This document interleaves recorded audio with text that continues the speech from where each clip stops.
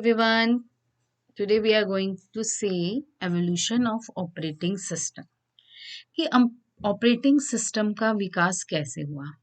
Initially the computer utilises batch operating system. अब शुरुआती तौर पे क्या होता था, जो कंप्यूटर्स होते थे वो यूटिलाइज करते थे बैच ऑपरेटिंग सिस्टम्स को, where the batches of jobs are run without taking a break. और वहां पर क्या होता था, जो भी बैचेस की जो भी जॉब्स रहती थी, जो भी प्रोग्राम उनको करने रहते थे, वो क्या करते थे, वो बैचेस में डिवाइड होते थे और वो रन करते थे विदाउट टेकिंग अ ब्रेक. तो वहां पे कोई ब्रेक नहीं रहता था. These programs are punched into cards where the processing was performed by copied into tape. अब जो ये प्रोग्राम्स होते थे उनको पंच कार्ड में क्या कर दिया जाता था, पंच कर दिया जाता था इनटू कार्ड्स में. Way the processing was perform, जहां पे प्रोसेसिंग परफॉर्म की जाती थी बाय कॉपीड इनटू टेप. अब उस जो भी कार्ड्स रहते थे उनको क्या कर दिया जाता था, पंच, पहले तो प्रोग्राम को पंच किया जाएगा कार्ड में और उसके बाद उसको क्या किया जाएगा, कॉपी किया जाएगा टेप के अंदर, तब उनको परफॉर्म किया जाता था. After finishing the first job the computer would soon start with the next job on the tape. और जैसे ही फर्स्ट जॉब कंप्लीट हो जाती थी तो कंप्यूटर को जल्द से जल्द क्या स्टार्ट करना होता था, जो नया प्रोग्राम उसको रन करने को दिया है, कॉपी किया गया है टेप के अंदर. सो अब इस बैच प्रोसेसिंग सिस्टम को हम कैसे समझ सकते हैं. Have you seen this type of role. जब हम बहुत छोटे थे तो इस टाइप का हम कैमरा यूज करते थे और उसके अंदर एक रोल डाला जाता था, जिसके अंदर भी जो एक टेप होती थी और उसमें भी जो ये फोटो हम क्लिक करते थे वो बैचेस में डिवाइड हो जाती थी. जैसे फर्स्ट फोटो हमने क्लिक करी तो वो यहाँ आ जाएगी, सेकंड जो हमने की वो यहाँ आ जाएगी, तो वो फोटोज भी बैचेस में कॉपी की जाती थी. इट्स टाइप ऑफ, वो भी कॉपी की जा रही है टेप के अंदर, तो यहाँ पे भी रील के अंदर वो कॉपी हो जाती थी और वो बैचेस में डिवाइड होते थे. Professional operators, when interacted with computer, found that user drop such jobs and finally return to hold the result soon after running of particular job. अब जो प्रोफेशनल ऑपरेटर्स थे, जब उन्होंने इंटरेक्ट किया विद कंप्यूटर के साथ जब उन्होंने इंटरेक्ट किया तो उन्होंने क्या पाया, that user drop such jobs and finally, और जब जो यूजर्स होते हैं वो खुद ही उन जॉब्स को छोड़ देते हैं, मतलब वो करना नहीं चाहते किसी भी प्रोग्राम को, क्योंकि पहले तो उनको रहना पड़ता था वहां पर. And finally return to hold the result soon after running of particular job. और उनको क्या करना पड़ता था, finally return to hold the result, उनको होल्ड करना पड़ता था रिजल्ट्स को after running the particular job. जल्द से जल्द उन्हें ये काम करना होता था. It was quite difficult for users, तो ये यूजर के लिए बहुत ही ज्यादा डिफिकल्ट था, as expensive computer were made to involve in such type of processing jobs. क्योंकि ऐसी प्रोसेसिंग जॉब्स के लिए बहुत एक्सपेंसिव बड़े बड़े कंप्यूटर्स को बनाया गया था. During late 1960s, invent of time-sharing operating systems led to replacement of batch system.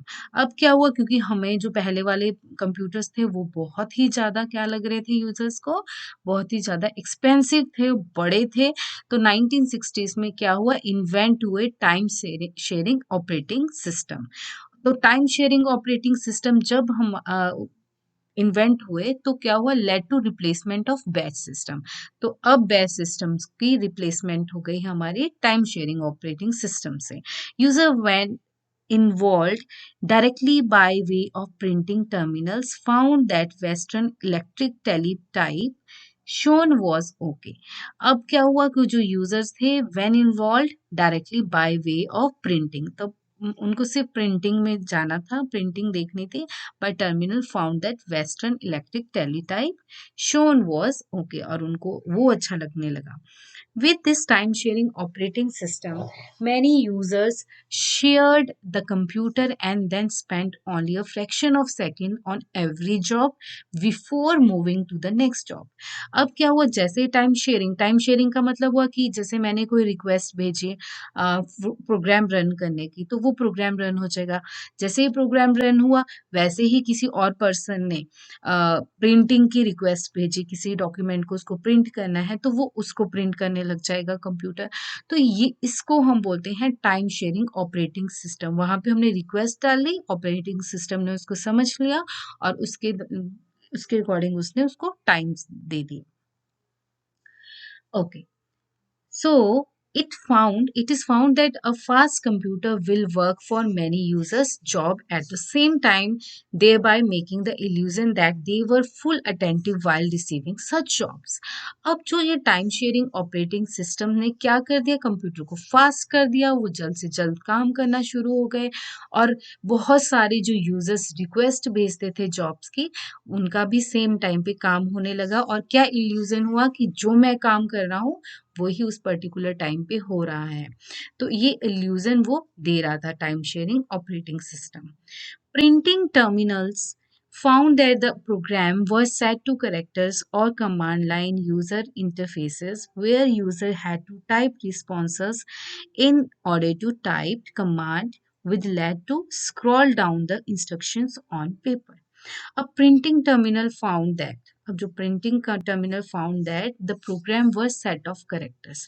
अब प्रिंटिंग टर्मिनल जो थे उनमें पाया गया कि जो प्रोग्राम है वो सेट ऑफ करेक्टर्स और you can say command line user interface है, where user had to type responses.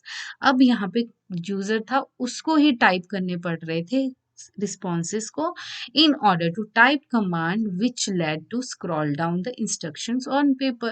और उनको इंस्ट्रक्शंस को पेपर पे लिखना पड़ रहा था क्योंकि CLI की वजह से। अब during mid 1970s the personal computer allow us pockets.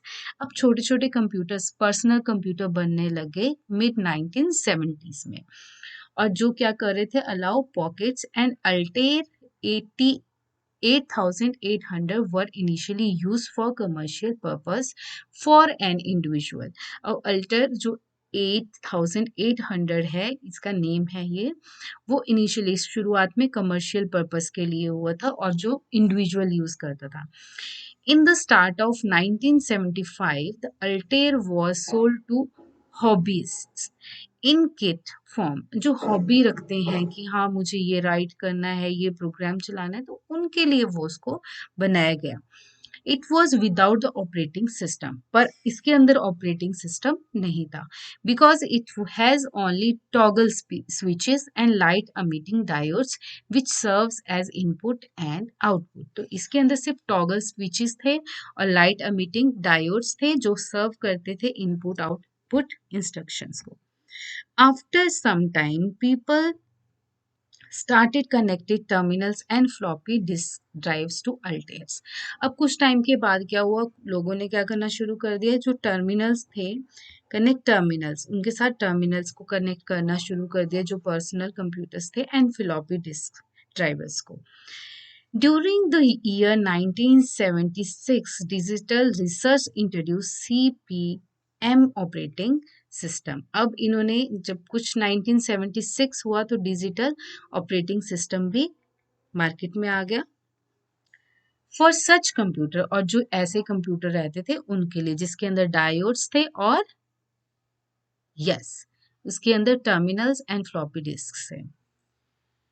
CPM and later on DOS and CLIs was which were similar to time sharing operating system where computer was only for a particular user। अब जिसके अंदर क्या थे, CPM and later on जिसको हम DOS बोल रहे हैं, had CLIs। CLI क्या था, yes, जिसके अंदर क्या था, हमारा CLI के अंदर कमांड लाइन यूजर इंटरफेस था। तो अब कुछ टाइम के बाद जो CPM है उसको चेंज कर दिया गया DOS में, and CLIs which are similar to time shared operating system. ये दोनों किसकी तरह थे? टाइम शेयर्ड ऑपरेटिंग सिस्टम्स की तरह थे, where computer was only for a particular user, जहां पे सिर्फ जो पर्सनल कंप्यूटर्स थे उनके अंदर ये ऑपरेटिंग सिस्टम थे। With the success of Apple Macintosh in 1984, the particular system pushed and the state of hardware art which was restricted to small with black and white display। अब क्या हुआ, जैसे ही Apple Macintosh इन 1984 में आया, उसकी success हुई। The particular system pushed the state of hardware art which were restricted to small with black and white display. As the hardware continued to develop, many colors max were under developed position and soon Microsoft introduced Windows as its GUI operating system। तो अब क्या था, पहले black and white computer systems आ रहे थे और अभी हमारे पास आ गए GUI, जिसके अंदर ग्राफिकल यूजर इंटरफेस जिसको बोलते हैं वो ऑपरेटिंग सिस्टम आ गए। It was found that Macintosh operating system was based on decades of research on graphical oriented personal computer operating systems and application। तो पाए गए जो ये Macintosh ऑपरेटिंग सिस्टम थे वो बहुत सालों की रिसर्च के ऊपर थे, तभी उन्होंने रिसर्च की, तभी तो उन्होंने graphical oriented personal computers operating system and applications को इन्वेंट किया। Computer applications today require a single machine to perform many operations, and applications may compete for the resources to of the machine। अब जो computer application हम जो use करते हैं require a single machine ही चाहिए थी to perform many operations, and applications may compete for the resources of the machine। This demand a high degree of coordination which can be handled by system software known as operating system। और इन सब चीजों को कौन handle करता है? Operating system. The internal part of operating system is often called the kernel which comprises of, तो colonel हमें पता है कि रेजिडेंट पार्ट है ऑपरेटिंग सिस्टम का, और कर्नल के अंदर होता है file manager, device drivers, memory manager, scheduler, dispatcher. तो ये हमारे अंदर इसके अंदर रहते हैं। ऑपरेटिंग सिस्टम के अंदर कर्नल रेजिडेंट पार्ट है और कर्नल के अंदर ये सब पार्ट्स हैं। Okay, now check your progress। The commercial computer Altair was developed in the year। Now अब हमें बताओ कि जो commercial computer Altair जो develop हुए थे कौन सी ईयर में हुए थे? 1970। This is all for today। Thanks। Thanks for watching my video। Please subscribe to my channel and don't forget to press bell icon। Do like, share and comment।